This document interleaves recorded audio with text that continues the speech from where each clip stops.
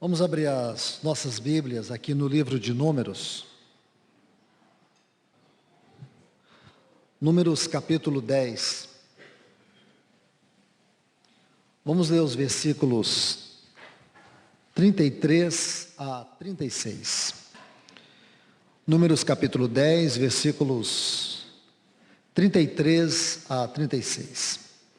Partiram, pois, no monte do Senhor, caminho de 3 dias, a arca da aliança do Senhor ia adiante deles, caminho de 3 dias, para lhes deparar lugar de descanso. A nuvem do Senhor pairava sobre eles, de dia, quando partiam do arraial. Partindo a arca, Moisés dizia: levanta-te, Senhor, e dissipados sejam os teus inimigos, e fujam diante de ti todos os que te odeiam. E quando pousava, dizia: volta-te, Senhor, para os milhares de Israel. Vamos orar. Querido Deus, amado Pai, no grande nome de Jesus, o teu santo Filho, o teu amado Filho, é neste nome que nós oramos e debaixo deste nome que nós nos reunimos, pedindo a tua ajuda, teu socorro nesta hora, Senhor. Que tu abras o teu céu da revelação e dispensa para nós a tua palavra nesta manhã. Nós carecemos deste maná do céu para nós, para alimentar a nossa vida, para nos fortalecer nesta caminhada, para que nós tenhamos, Senhor, a força suficiente para prosseguir dentro da tua vontade. Pai, em nome de Jesus, que tu possas vir nesta manhã e nos conduzir, como o bom pastor que nos leva ou leva as suas ovelhas para os pastos verdejantes e para as águas tranquilas.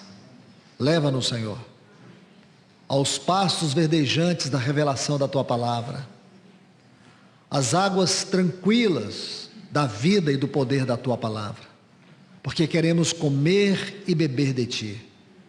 Nós te pedimos encarecidamente, no nome do teu Filho Jesus. Amém. Pois bem, meus amados irmãos e irmãs,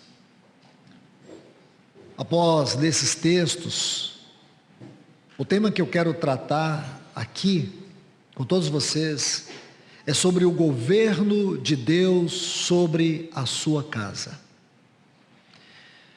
E dentro desses textos, nós vamos ler uma série de textos, além desses, para que nós venhamos compreender o que de fato aconteceu aqui.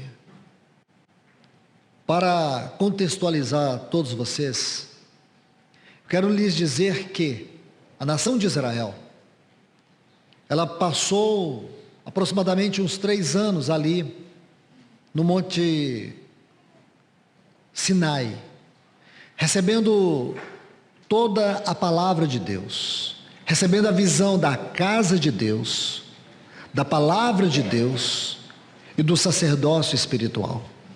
Esses 3 pontos são importantes: a visão da casa, a palavra, a lei, o decálogo e a visão do sacerdócio.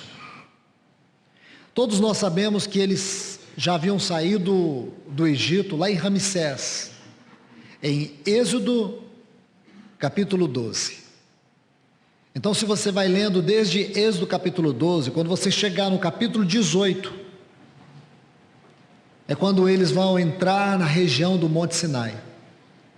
E desde o capítulo 18 do livro de Êxodo até o capítulo 10 do livro de Números, nós temos todos estes capítulos, incluindo todo o livro de Levítico, que corresponde à 12ª estação da peregrinação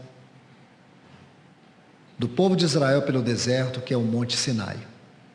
E quando eles estão saindo, eu quero que vocês observem mais uma vez a leitura desses textos, porque acredito, com a exposição deste contexto, esses textos, eles serão muito bem realçados na nossa mente. Observe. Partiram, pois, então eles vão partir, a partir do Sinai. Partiram, pois, do monte do Senhor, caminho de 3 dias. A arca da aliança do Senhor ia adiante deles, caminho de 3 dias, para lhes preparar lugar. Então observe com muito cuidado aqui. Esta frase, ia adiante. No hebraico, nós temos apenas uma palavra, que aqui foi traduzida por esta frase, ia adiante. A palavra no hebraico aqui é peniim, da onde vem a palavra Peniel, cuja tradução é face de Deus. Então podemos dizer assim, e a arca da aliança do Senhor partia, e a face de Deus estava voltada para eles. Esta é a maneira correta, caminho de 3 dias. Então deixe-me colocar isso com mais cuidado.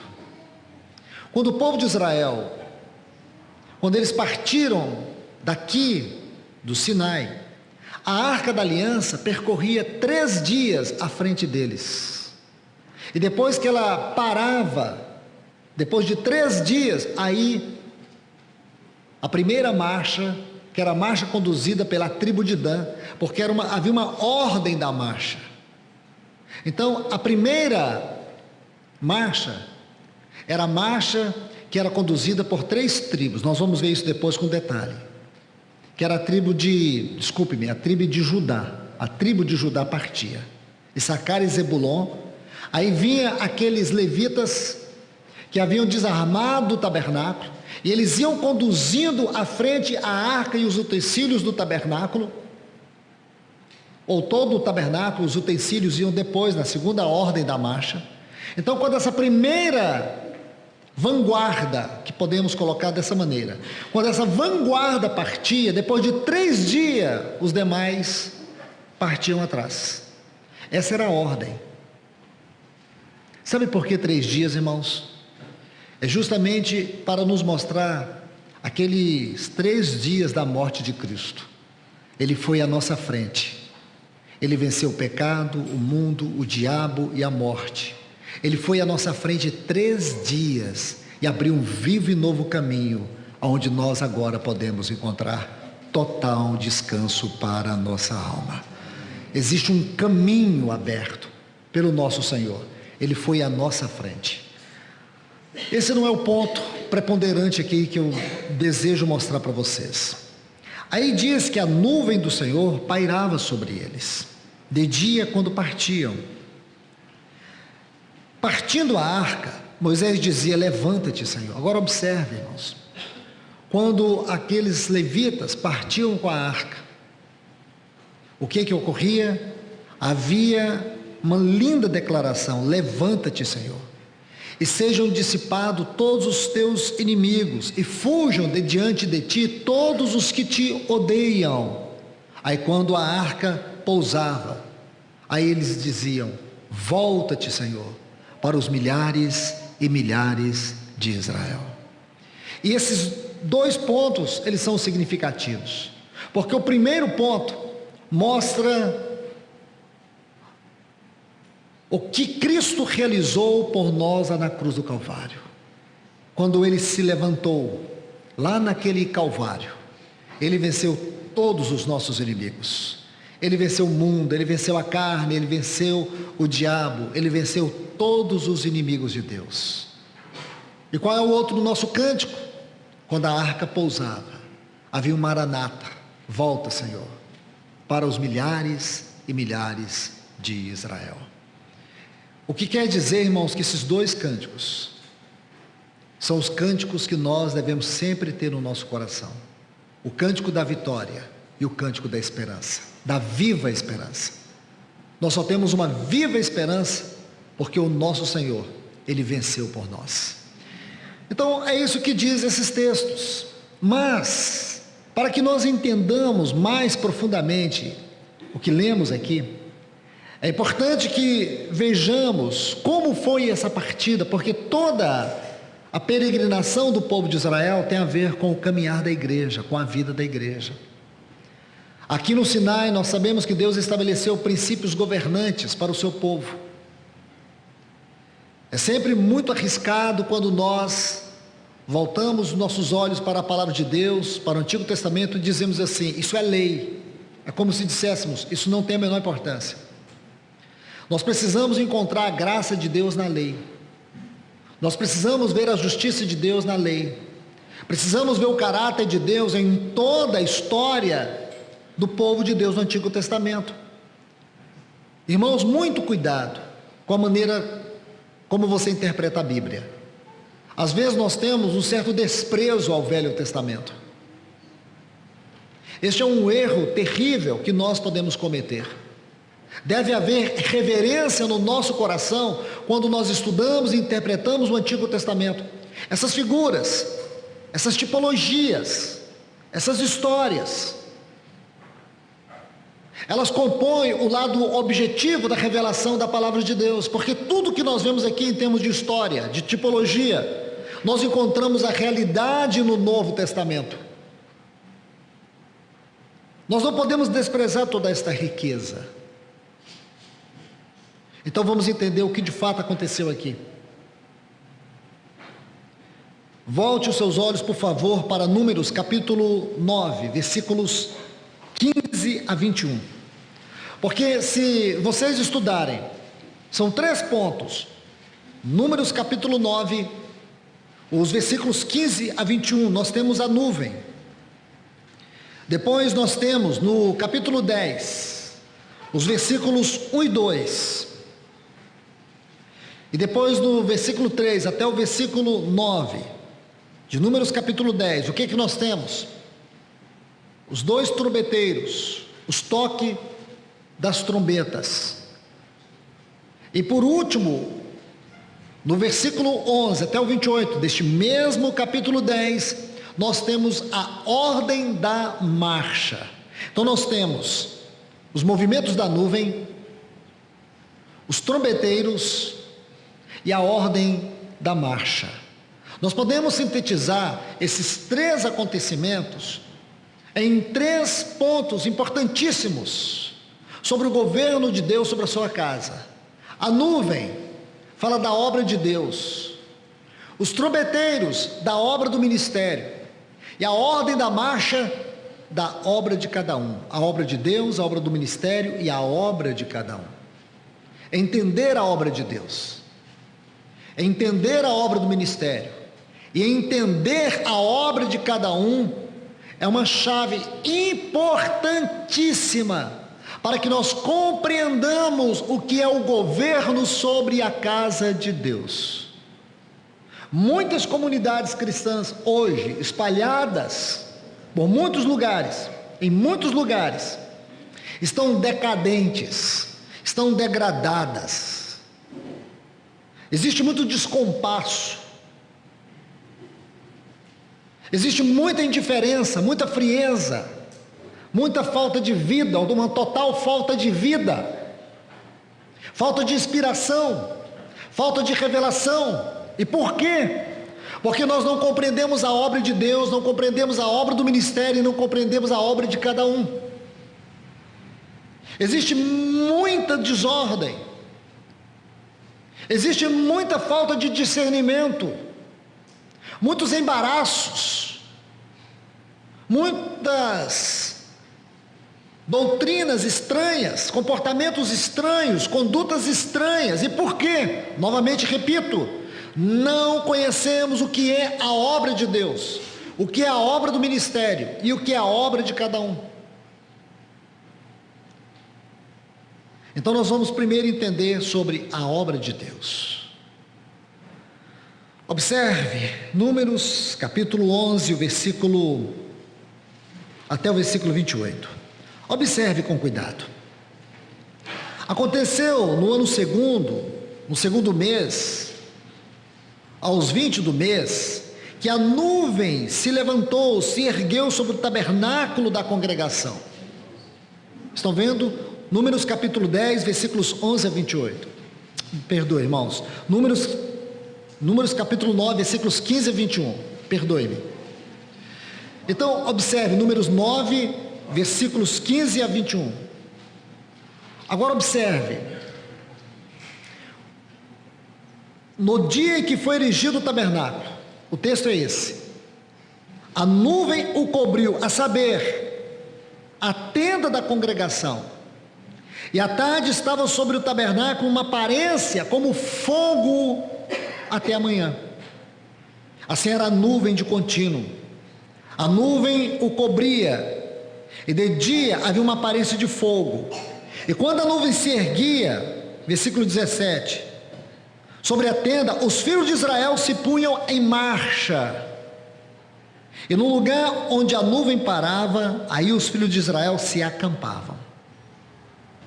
Segundo o mandado do Senhor, segundo a ordem, segundo a determinação do Senhor, os filhos de Israel partiam. E segundo o mandado do Senhor, se acampavam. Por todo o tempo em que a nuvem parava sobre o tabernáculo, eles permaneciam acampados. Quando a nuvem se detinha, muitos dias sobre o tabernáculo, então os filhos de Israel cumpriam a ordem do Senhor e não partiam. Às vezes a nuvem ficava poucos dias sobre o tabernáculo. Então, segundo a ordem do Senhor, permaneciam, e segundo a ordem do Senhor, partiam.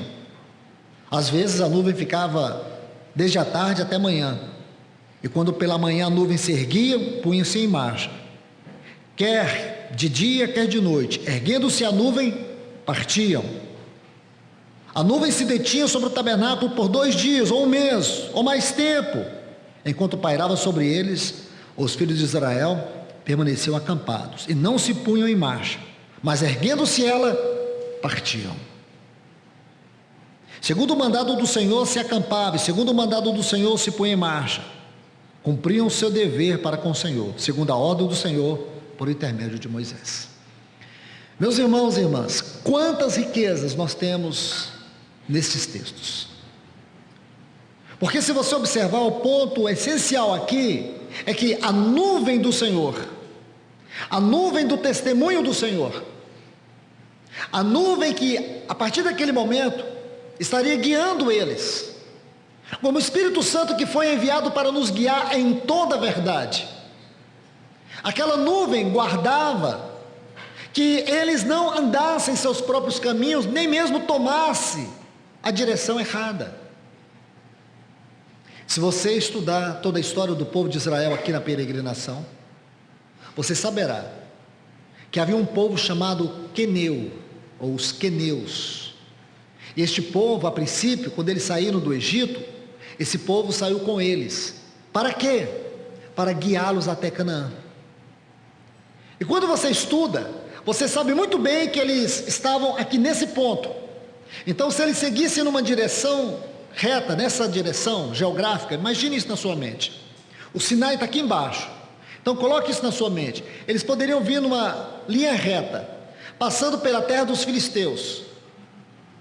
Eles não demorariam mais do que 3 meses. Aí eles faziam uma pequena curva para baixo, atravessariam o Jordão e entrariam em Canaã. Se você acompanhar a minha mão, você vai fazer um desenho aí na sua mente. Essa viagem toda demoraria 3 meses. Mas sabe o que eles fizeram? Eles não quiseram pelo caminho dos filisteus, então eles desceram até o Sinai, e é aqui onde nós estamos, e aqui a nuvem passa a governá-los. E sabe como que essa nuvem governou eles? Assim, andando em círculo, e eles ficaram andando em círculo aqui, eles foram subindo em círculo, como num caracol, e aí gastaram 38 anos a mais. Porque quando eles pararam numa região, bem aqui, subindo o Sinai, numa região conhecida como Cades Barneia, aqui justamente em Ritma, a 15ª estação, foi quando eles enviaram aqueles espias para ver a terra de Canaã. Dessa distância, de onde eles estavam até Canaã, era 2 anos. Mas sabe o que aconteceu? Aqueles espias se acovardaram, todos vocês sabem disso, e aí a nuvem ficou andando em círculo. Ela não seguiu direto para Canaã. Meus irmãos, quantos princípios nós temos aqui? Porque a gente acha que Deus está muito devagar conosco. Mas eu quero te falar, Deus não está devagar, Deus tem pressa. É nós que estamos atrasando o mover de Deus entre nós. Por causa da nossa covardia, por causa dos nossos pecados, porque nós temos perdido a visão, porque a nossa visão, ela está uma visão muito horizontal e não uma visão celestial, uma visão muito na circunstância e não em Deus. São essas coisas que atrapalham a nossa caminhada. Você está numa assembleia, aí você volta lá 1 ano, volta lá 2 anos, você vê aqueles irmãos sempre no mesmo lugar, amarrados. Os irmãos do ministério, do encargo, os anciãos, totalmente desencontrados no serviço, na cooperação, na unidade. Não é errado e é importante até que tenha diversidade. Cada um tem a sua particularidade, sua natureza. Mas a diversidade, as particularidades não devem ferir a unidade.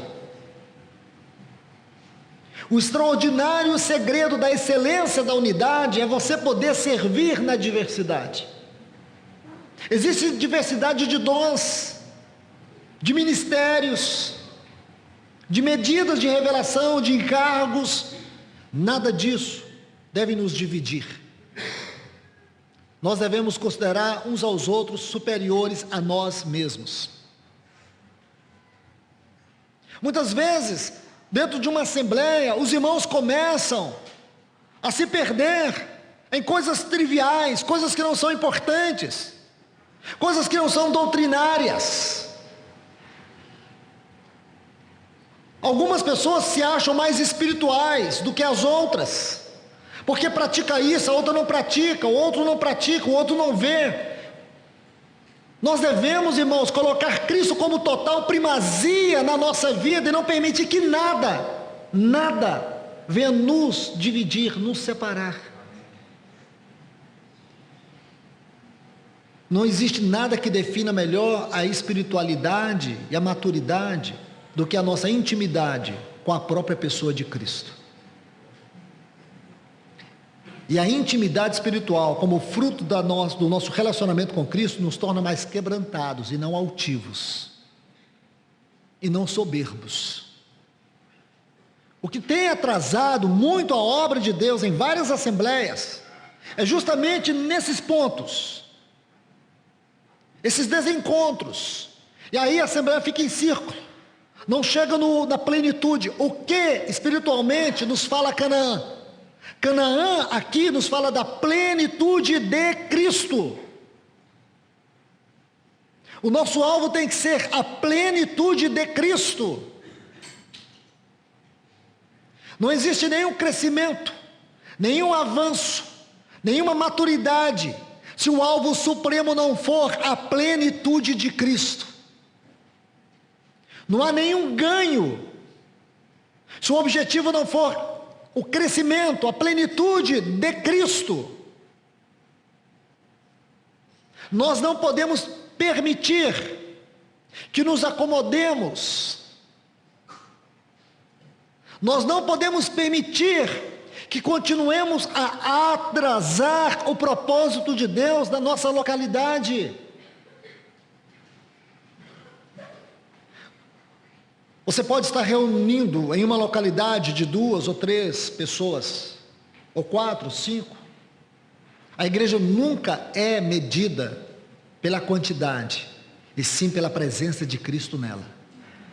O tamanho da comunidade é medido pelos avanços, pela revelação, pela vida, pelo dispensar de Cristo nela. Você não deve se ocupar porque na sua comunidade existem tantas poucas pessoas. Talvez o problema real não é a quantidade, é a falta de visão. Não é porque não estamos numericamente crescendo.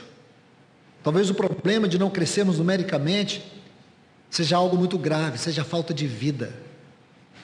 É a quantidade de pessoas que olham para nós e não vê Cristo, não sente Cristo. É a falta, é a ausência da presença de Deus. E nós conhecemos a doutrina, nós conhecemos os princípios, mas o que está acontecendo, irmãos? É a obra de Deus. O problema aqui é que Deus não encontrou em nós lugar para fazer a sua obra. Deixe-me citar um texto só para uma melhor reflexão sobre esse tema. Por favor, João, Evangelho de João, capítulo 6.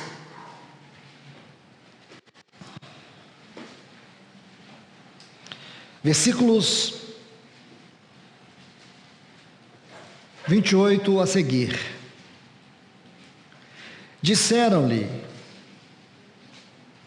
João, Evangelho de João, capítulo 6, a partir do versículo 28. Que devemos fazer para pôr em prática a obra de Deus?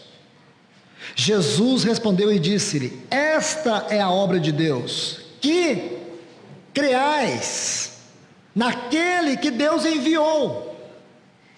Esta é a obra, o fundamento é este. Creia naquele que Deus enviou. Então vamos colocar isso com cuidado. A obra de Deus é crer.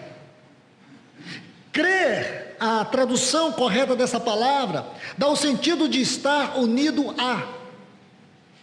Crer aqui é sinônimo de fé. A obra de Deus é um ato de fé. A obra de Deus é um relacionamento com Cristo.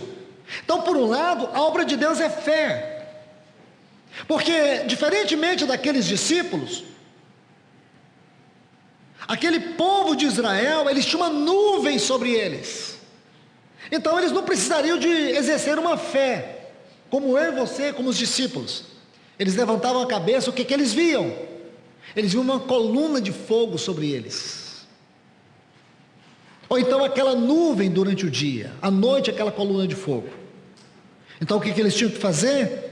Apenas perceber o movimento dessa nuvem e segui-la. Nós, como os discípulos, olhamos e nós não vemos nenhuma nuvem. Então o que é a obra de Deus? Como eu posso ter certeza se eu estou no centro da vontade de Deus? Como eu posso ter certeza se nós estamos sendo conduzidos pela vontade de Deus? Aí é que entra esse texto. Você precisa primeiro saber que a obra de Deus é uma obra de fé, você precisa crer. Você precisa crer. Crer não é dar um pulo no escuro. Crer é se relacionar com Deus. Crer é relacionamento com Deus. Nós não andamos por vista. O povo de Israel andava por vista. Nós andamos por fé. Segundo aos Coríntios, capítulo 5, e o versículo 7. Andamos por fé. E aqui está o ponto crucial. Mas como nós podemos ter certeza que a nossa fé não está enganada? Como eu posso ter certeza que a minha fé, ela tem uma substância espiritual viva?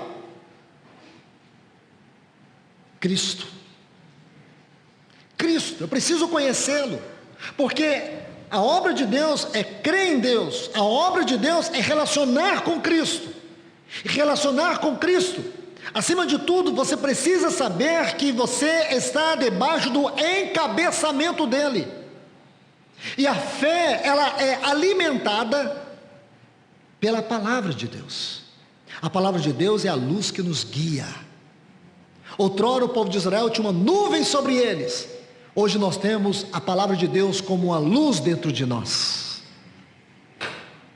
Paulo escrevendo aos Efésios, lá no capítulo 3, no versículo 17, ele diz que a palavra de Deus deve habitar, morar ricamente os nossos corações. Para que nós podemos compreender com todos os santos aí as dimensões espirituais, altura, largura, comprimento e profundidade. E conhecer o amor de Deus que excede todo entendimento.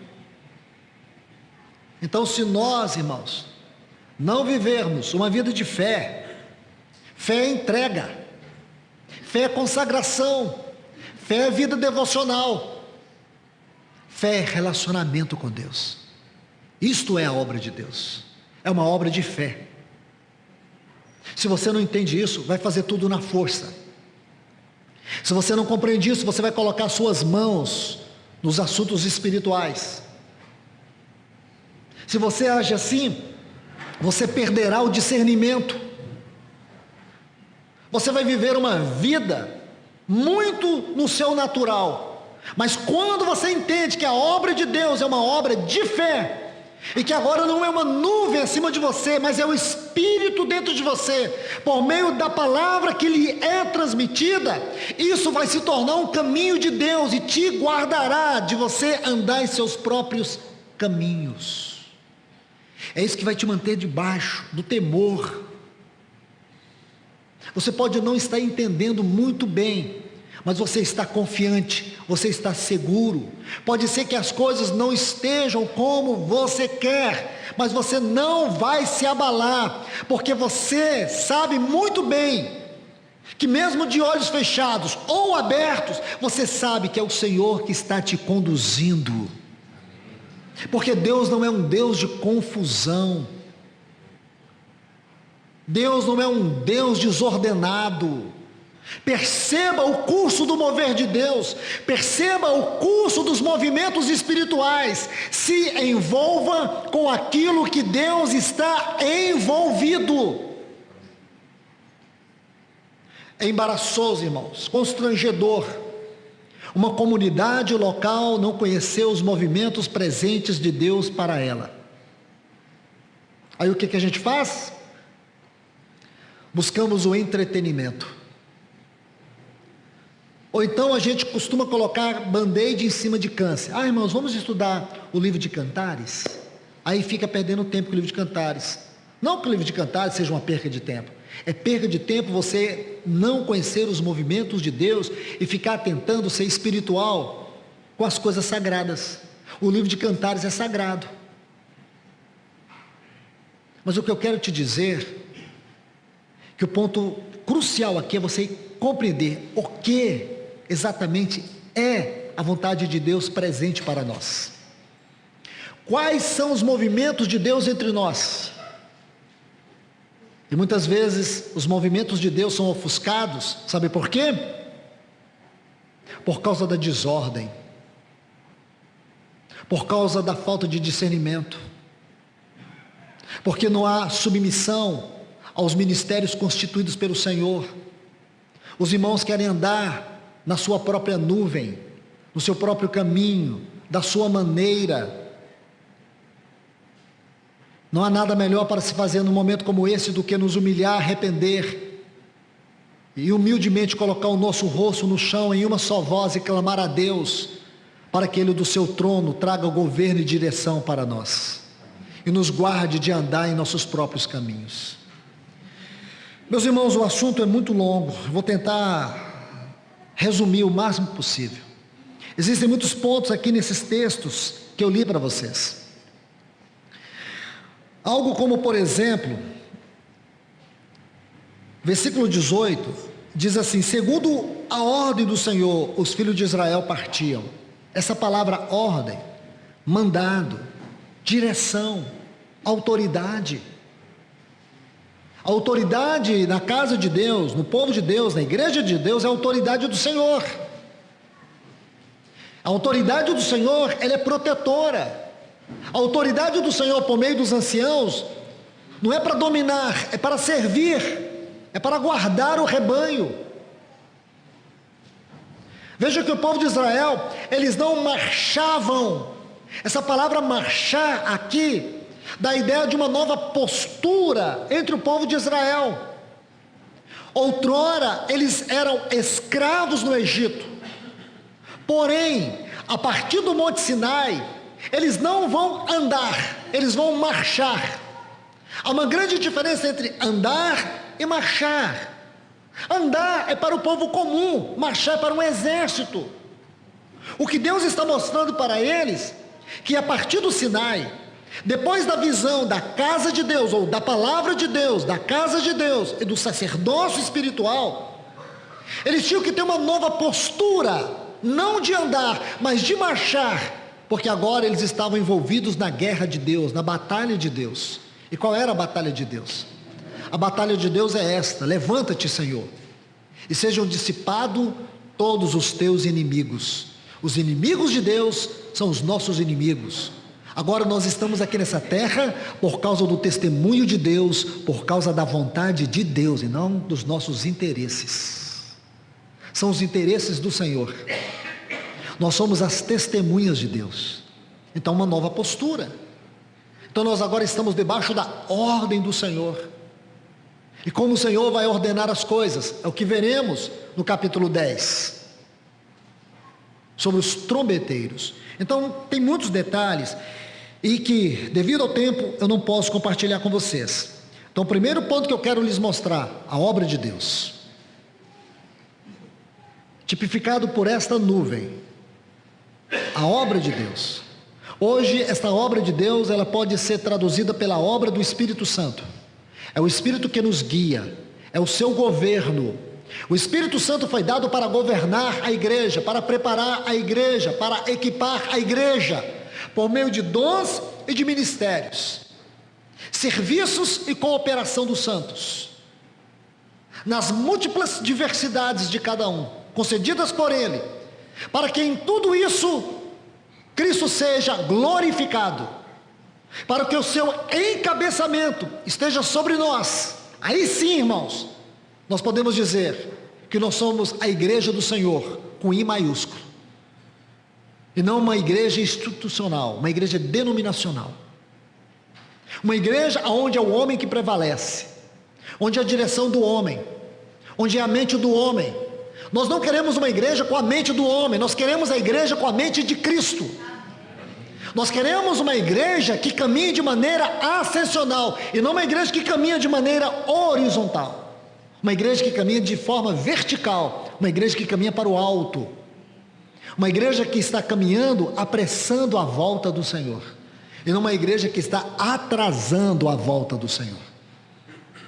Nós não queremos atrasar a plenitude de Cristo, nós queremos apressar a plenitude de Cristo. Então vamos aqui para o segundo ponto, capítulo 10 do livro de Números. Leiamos os versículos 1 e 2. Diz assim: disse mais o Senhor a Moisés: faze 2 trombetas de prata, de obra batida as farás, servir-te-ão para convocares a congregação para a partida dos arraiais. Ó, que coisa linda, irmãos. Então aqui nós temos a obra do ministério. Então vimos a obra de Deus, agora a obra do ministério. 2 trombetas de prata. Se os irmãos não se importarem, eu quero apenas citar os textos. Há muitos textos aqui no Velho Testamento sobre a obra do ministério da casa de Deus, especialmente no livro de Crônicas. Esses textos nós não leremos, mas eu quero citar os textos relacionados do ponto de vista da interpretação aqui no Novo Testamento. O primeiro está em Atos dos Apóstolos, capítulo 13, quando diz a partir do versículo 1 que havia na igreja de Antioquia profetas e mestres. Depois eu quero mostrar algo para vocês. Efésios capítulo 4, versículo 11, diz assim: ele concedeu uns para apóstolos, profetas, evangelistas, pastores e mestres. Aqui nós temos a obra do ministério. Ministério é uma função espiritual concedida por Cristo Jesus, e somente o Espírito Santo pode habilitar e capacitar um homem que tenha este encargo, esta função, não título. Não é título, é um encargo espiritual, é uma medida do dom de Cristo sobre alguém, onde o próprio Cristo se dispensa no poder do Espírito Santo sobre esta pessoa que Ele escolheu para designar-lhe ao ministério. Não são pessoas especiais, porém são pessoas com uma especial incumbência. Não são aqueles que se preparam num seminário, ou se qualificam, ou se prontificam para aceitar uma função espiritual. Esses não são chamados pelo Espírito. São aqueles que o Espírito Santo trabalha Cristo, forma Cristo, de uma maneira muito singular e específica, para que neste trabalho de Cristo na vida dessa pessoa haja ministério. E esse ministério não tem uma função centrada no homem, mas um caminho de Deus por meio dele para servir a igreja, para que o próprio Cristo se derrame sobre a sua igreja. Então nós temos que ser cuidadosos na interpretação deste ministério, porque hoje o que tem ocorrido é que o ministério se tornou profissão e não função. Muitos homens se colocam de uma forma clerical, dentro de uma ordem piramidal, onde o cabeça é o presidente, é o supremo, é isso, é aquilo, e lá embaixo estão os pequenos, os menores. Essa forma piramidal é satânica. Satânica. Tanto nos movimentos evangélicos, como também católicos, tem essa forma do clérigo, que começa com o Papa e vai descendo. Isso não existe no corpo de Cristo. Não existe uma ordem piramidal. O apóstolo, a palavra apóstolo, ela vem de uma preposição apo, e a palavra estemes. Apo é para, de e com. Então o sentido aqui é enviado da parte de, enviado para, enviado com. Quando Paulo saía de Antioquia para a obra, ele ia no encargo apostólico. E Paulo não era um apóstolo da igreja. Ele nunca disse assim, Paulo, apóstolo da igreja. Ele diz, Paulo, apóstolo de Cristo. Porque o seu ministério, e todo o ministério, ele é em primeiro lugar ao Senhor e não à igreja. Isso é corretivo. Isso é didático. Porque aquele ministério que ele não é ao Senhor, ele nunca pode servir a igreja. Ministério, em primeiro lugar, é uma vida de devoção ao Senhor. E é nessa devoção ao Senhor que a carga, que a medida daquele dom é dispensado para que a igreja seja edificada. Então entendamos isso, irmãos. A obra do ministério. E aqui especificamente no capítulo 10 de Números, esses dois trombeteiros, eles cumpriam uma função muito distinta. Qual era a função dos trombeteiros? Não era tocar a trombeta. A principal função dos trombeteiros era olhar para a nuvem. Então esses trombeteiros, eles ficavam, eram dois, eles ficavam o tempo todo fazendo o quê? Olhando para a nuvem. Vocês se lembram, irmãos, nos textos que nós acabamos de ler, essa nuvem se movia a qualquer momento, ela poderia se mover de manhã à tarde, às vezes ela ficava um dia, às vezes ela ficava meio período, às vezes ela ficava 2 dias, nunca se sabia o momento da nuvem se mover. Então qual era o principal papel dos trombeteiros? Eles precisavam estar em perfeita harmonia com a nuvem. Esta é a obra do ministério. Deus tem ter homens que estejam em completa harmonia com os movimentos celestiais presentes. Quais são os movimentos de Deus agora? Se nós temos recebido, e falo aqui exclusivamente, aqueles que têm recebido do Senhor uma carga ministerial, a pergunta é: você está em completa harmonia com os movimentos presentes de Deus? Você sabe qual é exatamente a palavra de Deus para este momento? Você tem compreendido qual é a carga de Deus nesta assembleia onde Ele escolheu você para servir? Nós não podemos estar em desarmonia.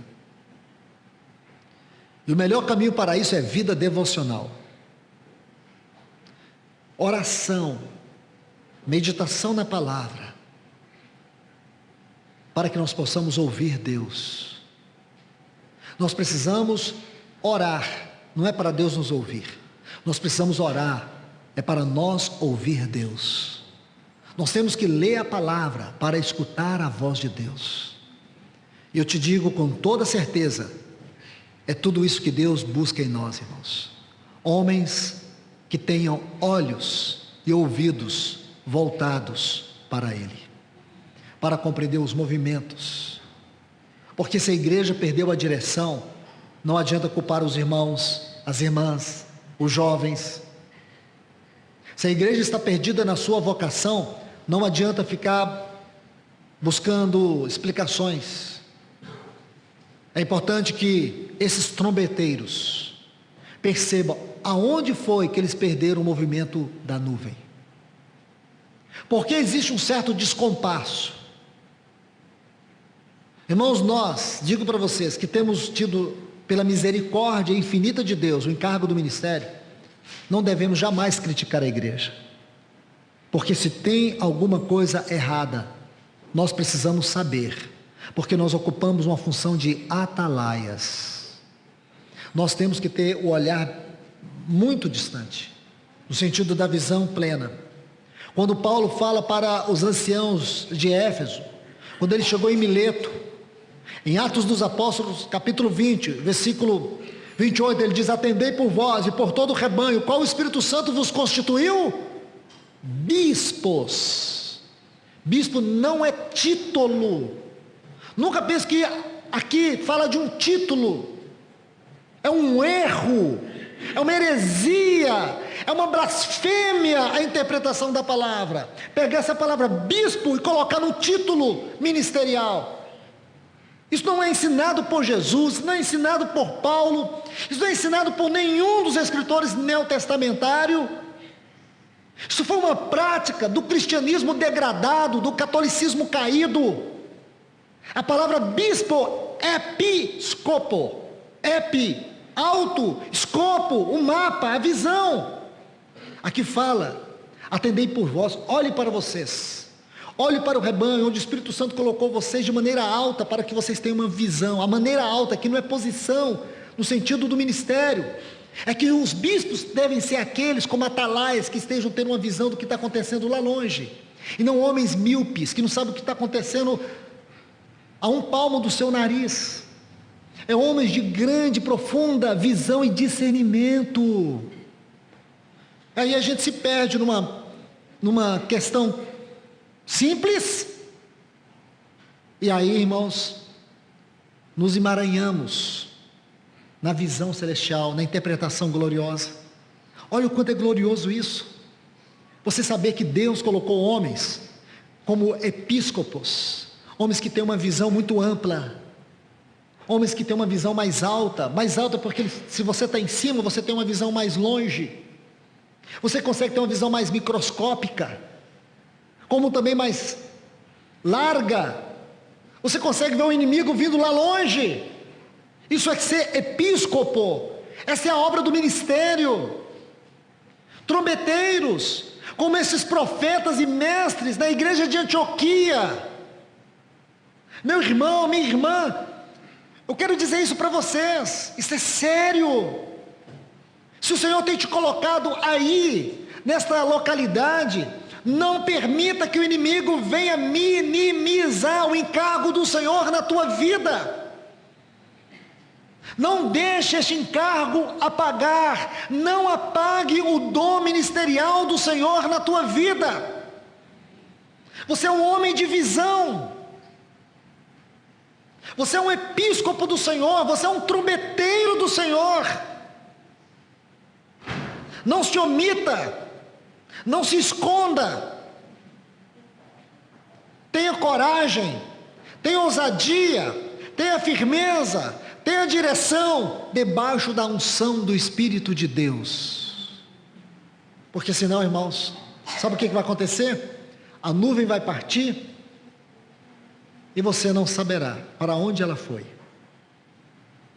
Aí você vai ter que colocar a sua mão. É pecado? Aí você vai ter que fazer do seu jeito. É pecado? Você vai trazer morte na assembleia. Muito daquilo que tem sido morte espiritual na assembleia é culpa dos trombeteiros, porque eles não perceberam o movimento da nuvem e não tocou a trombeta no som certo. Vamos adiantar aqui, irmãos. Os versículos 3 a 9, se vocês observarem, são os vários sons que eles deveriam tocar. Vou dar alguns exemplos. Olhe bem, quando tocarem, toda a congregação se ajuntará a ti à porta da tenda da congregação. Agora observe, versículo 4. Quando tocar uma só vez, a ti se ajuntarão quem? Os príncipes. Quem são os príncipes aqui? Os cooperadores. Aqueles que estão juntos. Em toda a localidade, irmãos, nós temos aqueles cooperadores que Deus nos deu. Os anciãos sabem muito bem. Aquelas pessoas tão especiais. Homens, mulheres. Pessoas que estão conosco em um só espírito, cooperando nas diversidades. Então existem essas pessoas. Não queira fazer tudo sozinho, não. Porque não é princípio espiritual. Deus nos deu cooperadores. Deus colocou junto de nós pessoas para poder servir numa medida singular, especial, na edificação do corpo de Cristo. Você não é tudo, ninguém é tudo. Não faça tudo. Tem aquele princípio de Êxodo 18:18. Quando o sogro de Moisés, inspirado pelo Espírito de Deus, o aconselhou a estabelecer cooperadores para que pudesse ajudá-lo naquela grande obra. Então existe sim os cooperadores. Então quando tocar uma só vez, os cooperadores, os príncipes, versículo 5, quando tocares arrebate é um som de alarme, são curtos e fortes, partirão os arraiais que se acham acampados do lado oriental. Então aqui nós temos uma forma de movimentos, governados pela trombeta. Mas quando tocardes a segunda vez, arrebate, então partirão os arraiais que se encontram do lado sul. Olha o versículo 7. Mas se houver de ajuntar a congregação, tocá-las-ei, porém não arrebate. Versículo 9. Quando na vossa terra saídes a pelejar contra os opressores que vos apertam, também tocareis as trombetas arrebate. Então você vai ver que vários toques. Versículo 10. Da mesma sorte no dia da vossa alegria e nas vossas solenidades, também tocareis as vossas trombetas. Quer dizer, havia um governo de Deus aqui também. Não havia só um governo de Deus celestial. Havia também um governo de Deus ali na caminhada. Nessas questões práticas. Então, irmãos, como tudo isso traduz para nós a vida da igreja, a nossa caminhada, os nossos serviços. Não existe nada desordenado, não é uma caminhada de qualquer jeito, é uma caminhada debaixo do governo de Deus, debaixo da direção de Deus, debaixo dos movimentos espirituais. São os movimentos espirituais que determinam a nossa jornada prática, a nossa vida prática. Então vamos para os versículos 11 a 28, aqui deste mesmo capítulo 10, que temos aqui a ordem da marcha. Aqui nós temos a obra de cada um. Se você quiser abrir sua Bíblia, por favor, 1 Coríntios capítulo 3, só para a gente depois ler esses textos e compreendê-los melhor. Desde o versículo 11 está assim: ninguém pode, 1 Coríntios 3, a partir do versículo 11. Depois nós vamos ler aqui os versículos 11 a 28 de Números capítulo 10. Ninguém pode pôr outro fundamento além do qual já foi posto, o qual é Jesus Cristo.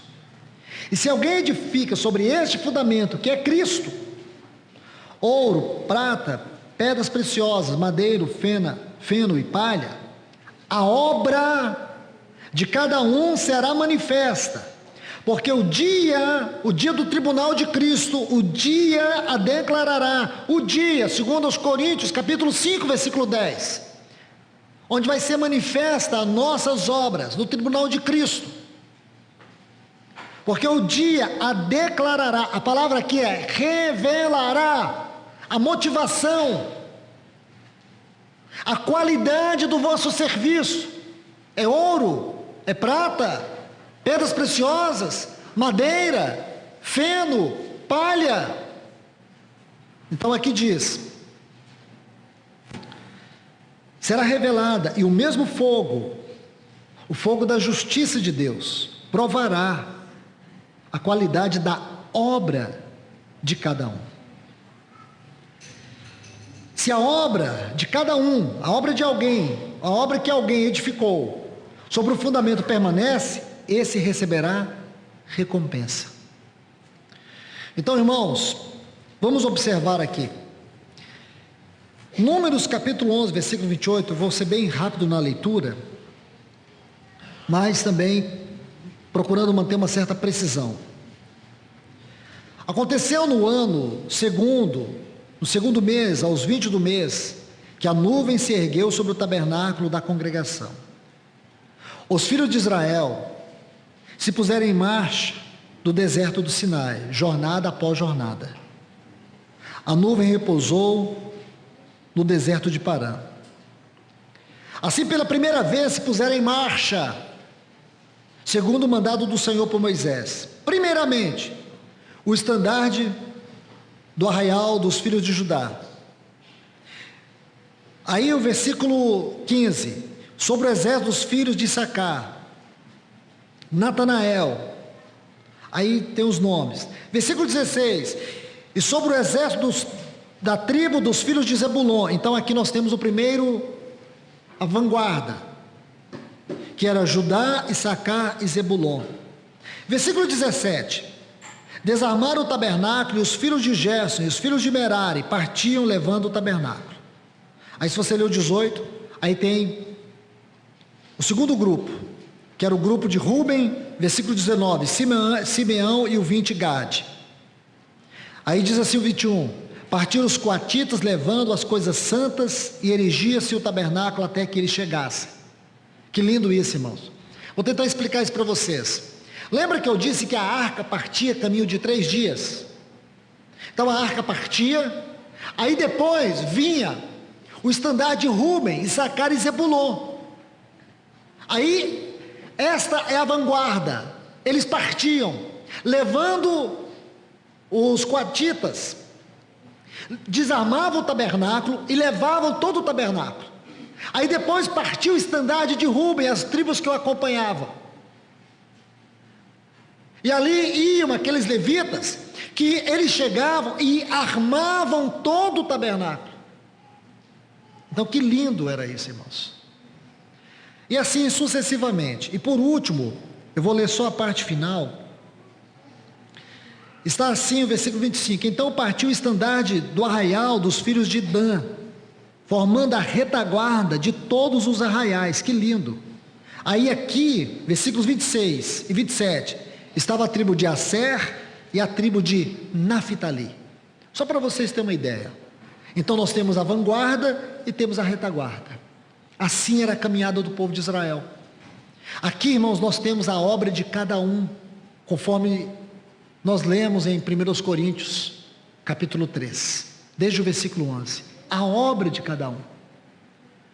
Um outro lugar que nós podemos ajudar os irmãos a ver a obra de cada um está no capítulo 12 de 1 Coríntios, onde Paulo vai falar sobre a diversidade dos membros do corpo, onde cada membro do corpo tem o seu lugar, tem a sua particularidade, a sua singularidade, a sua função, a sua cooperação. O pé não pode ser mão, a mão não pode ser ouvido. Cada órgão foi estabelecido no corpo para cumprir a sua função. Então nós temos a obra do ministério. Deus não concedeu a todos a obra do ministério. Deus concedeu a alguns para apóstolos, profetas, evangelistas, pastores e mestres. Mas nós temos a obra de cada um. E essa obra de cada um é exercida por todo o corpo de Cristo. Nenhum membro no corpo de Cristo vive sem uma ocupação. Então aqui no ministério nós temos função. Nos membros nós temos ocupação. Cada um ocupa um lugar determinado por Deus. A pergunta que se faz é: Eu vou fazer a mesma pergunta que foi feita para Jonas. Você sabe qual é a sua ocupação? Você sabe qual é o lugar que você ocupa no corpo? Com certeza eu sei que nenhum de nós fomos chamados para sermos pedras de tropeço, mas pedras vivas. Cada um de nós recebemos uma graça, um dom do Senhor para servir, para cooperar. Não existe nenhum membro no corpo de Cristo que seja inútil. Todos são úteis. E mesmo aqueles que se sentem tão pequenos no corpo de Cristo, eles são fundamentais. É a obra de cada um. E o Senhor vai julgar a obra de cada um com a mesma justiça que Ele vai julgar a obra do ministério. O que significa que aqueles irmãos que se sentem tão pequenos por um determinado dom ou uma ocupação no corpo, significa que eles vão ser julgados não é pela função ou ocupação, eles vão ser julgados pela fidelidade com que exerceram essa ocupação, essa cooperação, este serviço. Da mesma forma que Moisés, Abraão, os profetas, os apóstolos também serão julgados. Eles não receberão mais do que você, porque eles serão julgados não pela quantidade de obra, mas pela fidelidade quanto ao ministério. O Senhor vai nos julgar pela fidelidade, irmãos, não é pela nossa capacidade. Não é porque alguém teve muita capacidade, outro teve menos capacidade. É o quanto você foi fiel com o talento que Deus te deu. Você vai ser julgado se você recebeu um talento, porque você apenas serviu numa ocupação espiritual do corpo. Porém, aquele outro irmão recebeu 5 talentos, porque ele foi chamado e designado para um ministério de uma grande amplitude. Ele não vai ser recompensado mais do que você, porque nós seremos recompensados pela fidelidade com que nós exercemos o que o Senhor nos confiou. Porque do contrário, Deus seria injusto. Ele escolheu um para serem mais excelentes e Ele escolheu outros para serem menos excelentes. Ele não fez isso. Ele vai julgar você, minha irmã. Talvez a única ocupação que você tem no corpo de Cristo seja cuidar das crianças. E você imaginar que esse trabalho que você faz com as crianças é tão importante do que o trabalho que Abraão fez naquela era patriarcal. Que o seu trabalho ou é ouro, ou prata, ou pedras preciosas. Ou ela tem o caráter de Deus, ou ela tem o caráter da obra de Cristo, ou ela tem o caráter da obra do Espírito Santo. Do contrário, vai ser madeira, natureza humana. Vai ser palha, obra humana. Ou vai ser feno, glória humana. Irmãos, que nós venhamos entender esses princípios governantes da casa de Deus. Porque se nós não entendermos, digo para vocês, não adianta aquela porta, não adianta as nossas portas estarem abertas, não adianta os cânticos, não adianta um irmão designado para a palavra, não adianta. Sabe o que nós estaremos fazendo? Um serviço que é simplesmente palha, madeira e feno. Que o Senhor nos ajude a ver a igreja como Ele vê. Que o Senhor nos ajude a viver a igreja de maneira integral, de maneira bíblica, não de maneira institucional, não de maneira clerical, mas que nós venhamos ver o corpo de Cristo funcionando na sua plenitude. Que nós venhamos ver o corpo de Cristo funcionando, ligando os céus na terra como casa de Deus, como uma casa espiritual. Que o Senhor nos ajude, que o Senhor vos abençoe, que o Senhor fale a todos nós. Amém. Vamos orar.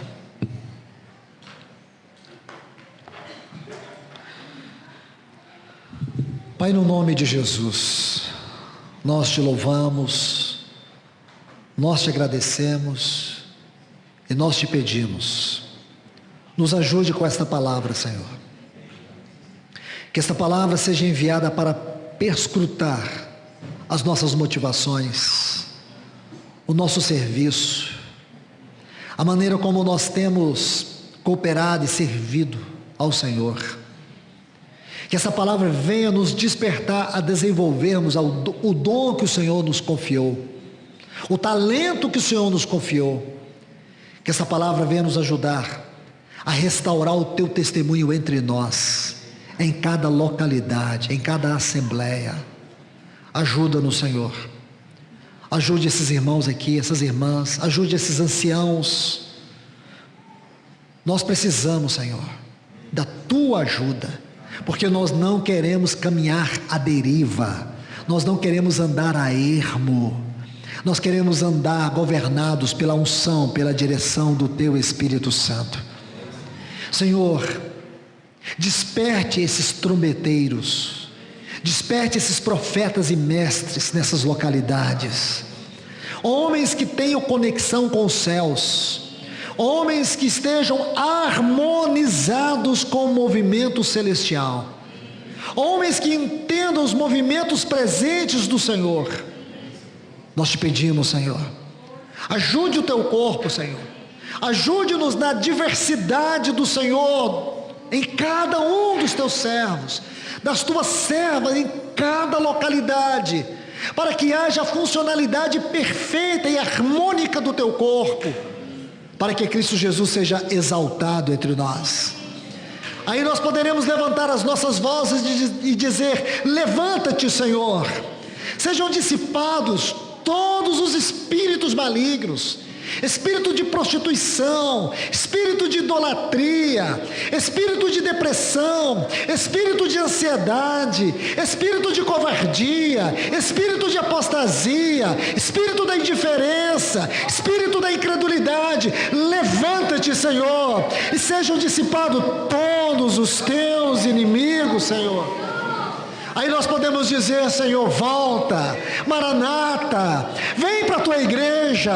Existe uma igreja pronta, preparada, esperando o Senhor. Como nós podemos dizer Maranata, Senhor, se nós não estamos preparados? Como podemos dizer Maranata com tanta divisão? Como podemos dizer Maranata se vemos o teu corpo tão desintegrado, tão dividido? Como dizer Maranata se os trombeteiros não tocam mais as trombetas? Se o ministério profético, se o ministério de mestre cessou? Como vamos dizer Maranata se nós perdemos a nuvem do teu Espírito, a direção do teu Espírito? Restaura-nos, Senhor, nesta manhã. Restaura as nossas assembleias nessa manhã. Move-te, ó Espírito de Deus, nessa manhã. Vem, entra nesse lugar, entra na nossa vida com a tua palavra, peleja contra nós, socorre-nos, ajuda-nos, que os nossos ouvidos possam escutar a tua voz. Nós te clamamos aqui, Senhor, esmagados, quebrantados. Nós clamamos a ti: socorre-nos, Senhor. Socorre a tua casa, socorre a tua noiva que ainda não se ataviou, socorre os teus filhos que estão tão dispersos. Ajuda-nos, Senhor, em nome de Jesus, amém.